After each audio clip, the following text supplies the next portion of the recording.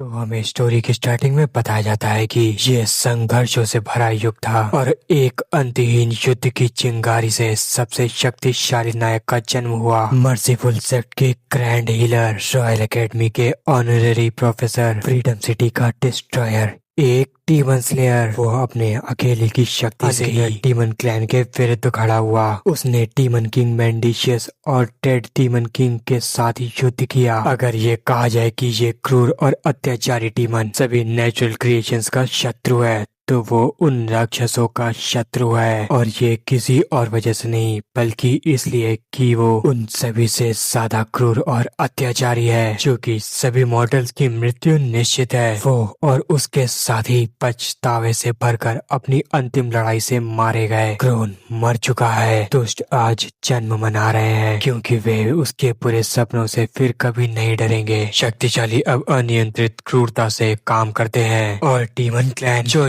जानवरों से भी बदतर है, सभी बंधनों से मुक्त हो गया है। तो अब आनंद मनाओ, अपना कहर बरसाओ, क्योंकि तुम नहीं जानते कि अगले 5 साल बाद क्या होगा। क्रोन जो 5 साल पहले मर गया था, एक नीच राक्षस के शरीर में पुनर्जन्म ले चुका है। सबसे पहले वो उन निर्दोष लोगों को दफनाएगा जिनकी जान तुमने इतने सालों में ली है, और फिर वो इस धरती से तुम्हारा नामो निशान मिटा देगा, हमेशा हमेशा के लिए। डीमन स्लेयर एक डीमन के रूप में लौट आया है।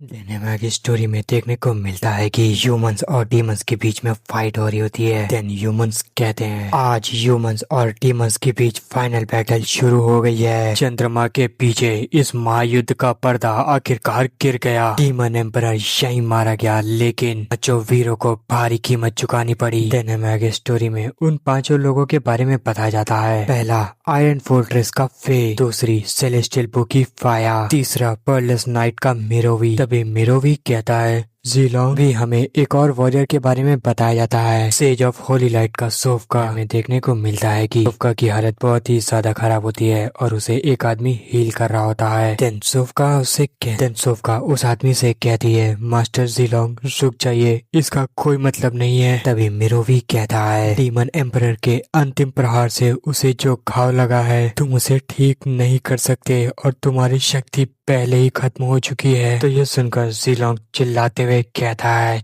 चुप हो जाओ। तभी सोफका कहती है रुक जाओ, मुझे बचाने की कोशिश मत करो, मैं इस अंत से खुश हूँ। तभी फाया कहती है हालांकि हम जीत गए हैं, लेकिन हम शुरू में ही तय कर चुके थे कि हम 5 साथ लौटेंगे। तो ये सुनकर फाया कुछ कह नहीं पाता और वो शांत खड़ा रहता है। तभी एक अनजान आवाज आती है जीलोंग, जैसा कि सोफका ने कहा ये एंड है। तभी जीलोंग पलटता है और वो कहता है हाँ डीमन एम्परर की आवाज। तभी वो डीमन कहता है हाँ ये मेरी आवाज है और ये इस शानदार युद्ध के अंतिम शब्द भी हैं। तभी उन सभी पर उस डीमन का ब्लड और फ्लैश चढ़ने लगता है। तो ये देखकर मिरोई कहता है डीमन एम्परर का वध कर दिया गया है, जो कोई भी उसे मारेगा वो उसमें समाहित हो जाएगा और उसका हिस्सा बन जाएगा, ये उसकी असली एबिलिटी है। तभी जीलोंग अपने आप को देखता है, उसके शरीर पर वो डीमन कब्जा कर रहा होता है। तभी वो डीमन कहता है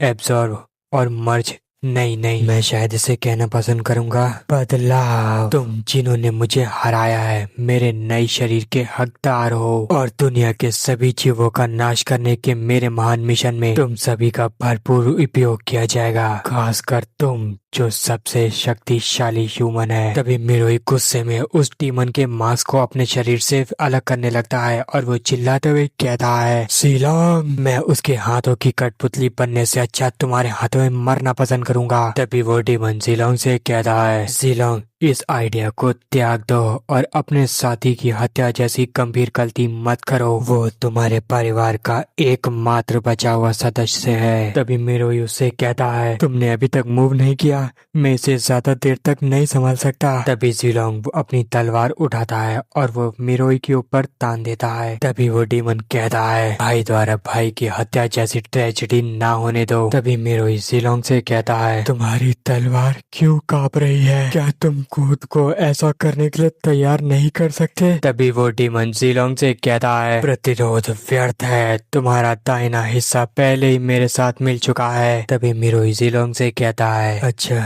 तो ऐसा है, सौभाग्य से तुम कमजोर नहीं हुए। और ऐसा कह के वो जीलोंग की तलवार के ऊपर पड़ जाता है और वो अपने आर पार कर लेता है। देन मिरोई जीलोंग से मरते मरते कहता है, क्योंकि केवल तुम निर्दयी और घातक जीलोंग ही उस शक्ति के अधिकारी हो सकते हो जो तुम्हारे पास है। तो ये देखकर जीलोंग बहुत ही ज्यादा घबरा जाता है और वो कहता है, भाई। तभी हमें जीलोंग की एबिलिटी के बारे में बताया जाता है। उसकी एबिलिटी का नाम है innate sealing ability, seas of blood and mountains of corpse. देने में आगे बताया जाता है, हर मारी गई आत्मा के लिए आपकी ताकत स्थायी रूप से बढ़ती है। तभी फाया कहती है, कमांडर जीलोंग, मिरोई के सेक्रीफाइस को मत जाया जान दो। देन फाय कहता है, तो करना है करो, मैं खुद को और अपनी बहन को तुम्हारे हवाले करता हूँ। और ऐसा कह के वो दोनों लोग अपनी पावर का यूज करके जीलोंग की स्वॉर्ड से खुद को मरवा लेते हैं। तो ये सब देखकर डीमन कहता है, इस सब का क्या मतलब है? 3 सोल्स के बदले में मिली ताकत का केवल तुम्हारे राइट हैंड को मुक्त करने के लिए पर्याप्त है। तभी जीलोंग उस डीमन से कहता है, तुम्हें खत्म करने के लिए मेरा एक हाथ ही काफी है। और ऐसा कह के वो खुद को अपनी स्वॉर्ड से मारने ही वाला होता है। तभी वो डीमन कहता है, तुम अपने ही सर को काटने का सोच रहे हो? क्या यही तुम्हारा सॉल्यूशन है? बहुत हुआ, मेरे पेशेंस को और टेस्ट करना बंद करो। और ऐसा कह के वो डीमन स्वॉर्ड को पकड़ लेता है। देन वो डीमन कहता है, होली स्वॉर्ड सोरा डिस्ट्रॉय हो चुका है। तभी जीलोंग उससे कहता है, तुम्हें लगता है मैं डिस्ट्रॉय नहीं कर सकता? और ऐसा कह के वो अपना हाथ अपने चेस्ट में घुसा देता है। देन जीलोंग कहता है, ये तलवार क्या है? और तभी हमें देखने को मिलता है जीलोंग अपने हार्ट को पकड़ लेता है। तो ये देखकर डीमन कहता है, जीलोंग तुम? तभी वो डीमन कहता है, अलग हो जाओ। तो ऐसा कहते ही जीलोंग का राइट हैंड गायब होने लगता है और डीमन उससे कहता है, मैंने तुम्हें अंडरस्टिमेट किया, तुम एक इंसान हो जो मरने और मौत से लड़ने के लिए पैदा हुए हो। तभी जीलोंग कहता है, डीमन एम्परर के साथ ना छूना, क्या यही मेरा अंत है? लेकिन मैं अभी भी पूरे डीमन क्लैन को नाश नहीं कर पाया हूँ और जिन लोगों की मुझे रक्षा करनी थी मैं उनमें से किसी की भी रक्षा नहीं कर सका। कितना अफसोस है। देने में आगे स्टोरी में 5 साल के बाद का सीन दिखाया जाता है। तभी एक अनजान आवाज आती है, मेरे लॉर्ड डीमन एम्परर आप आ गए। और 5 साल बीत गए। तभी दूसरी आवाज आती है, चीफ बड़बड़ाना बंद करो, आज रात हम क्या कर रहे हैं? तभी हमें देखने को मिलता है एक जगह पर बहुत सारे लोग इकट्ठा होते हैं। तभी उनमें से कोई कहता है, तुम पागल, क्या तुम्हें ये भी नहीं पता हम आज रात क्या करने वाले हैं? तभी हमें देखने को मिलता है वहाँ सभी डीमंस होते हैं। तभी उनमें से एक डीमन कहता है, मुझे नहीं पता, आपने अभी मुझसे 4 ह्यूमन गर्ल्स को बांधने के लिए कहा था और हमारे क्लैन से एक। तभी वो दूसरे डीमन कहता है, अगर तुम नहीं जानते तो चुपचाप लाइन में खड़े हो जाओ, क्योंकि आज रात हमारे लॉर्ड डीमन एम्परर की 5th एनिवर्सरी है। भी वो डीमन कहता है, ओ हमारे लॉर्ड जिन्होंने हमें बनाया, मैं ये साल आपका यादगार बनाऊंगा और ये सुनिश्चित करूंगा कि डीमन की यही नई पीढ़ी आपके महान बलिदान को ना भूले। तो चलो सेरेमनी शुरू करते हैं। तो पहले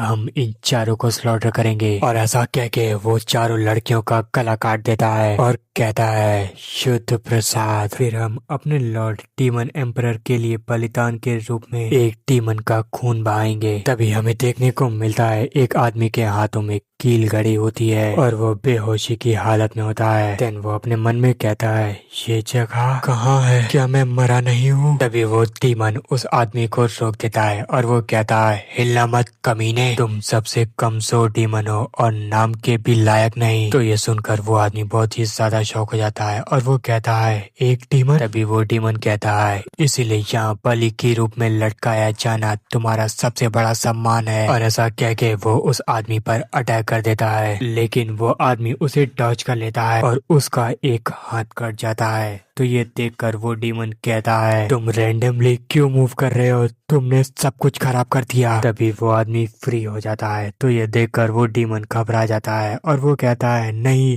क्या ये इंटेंशनली था? तभी वो आदमी कहता है, तुम पागल डीमन, क्या तुम मुझे जानते भी नहीं? तो उसे देखकर वो डीमन घबरा जाता है और वो घबराते हुए कहता है, तुम जीलोंग। और ऐसा कह के जीलोंग डीमन पर अटैक कर देता है।